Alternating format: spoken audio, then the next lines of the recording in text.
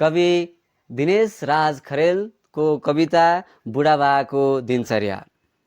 वैशाखको बाँझो फोर्न पानी परेपछि मैलो टोपी ठाडो भोटो लगाएर चाउरी परेको अनुहार लिएर एक हल बुढा गोरुका साथमा काँधमा हलो र जुवा अनि लौरी बोकेर ह ह भन्दैछन् बुढाबा। युद्धकालमा हराएको जवान छोरो उसका धौतेरी सहर छिरिसके। कोही क्यान्टोनमेन्टमा थिए, कोही विदेशी डलरको लोभमा, कोही साउदी, कतार, युएई र मलेसियातिर। सबैको फर्कने आशा छ, तर ऊ पनि आगौँसम्म त फर्किएला कि। क्षितिज पारीको आशा सङ्घाल्दै ह भन्दैछन् बुढाबा। छोरो अहिलेसम्म बेपत्ता छ, गोरु पनि किलैमा मर्यो। ऋण गरी ल्याएको यिनै हुन् बुढा गोरु, यही बाँझो फोर्दा फोर्दै थलैबाट उठाएछ कसैले, तर पनि छोरो फर्किएन। हिँड्दा हिँड्दै गोरु रोकेर विचार गर्छन्, एकसरको बिडीको ठुटो तान्छन् र ख्वाक ख्वाक खोक्छन् बुढाबा।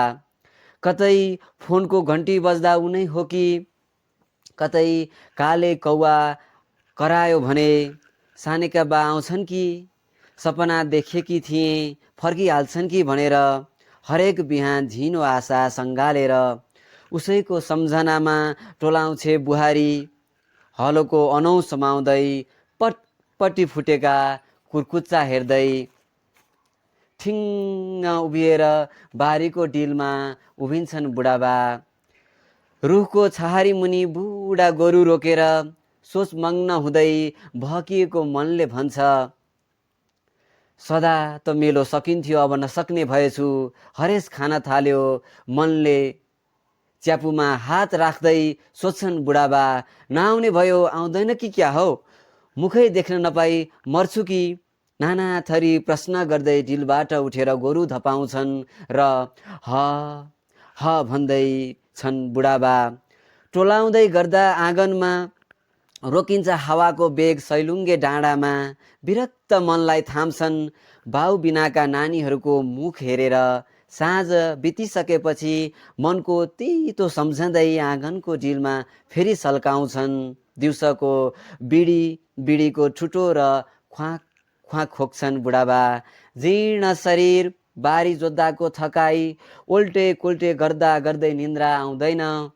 बालकालदेखि पाएको दुःख साँझ बिडीमा अगुल्टो झोस्तासम्म स्मृतिमा आउँछन्।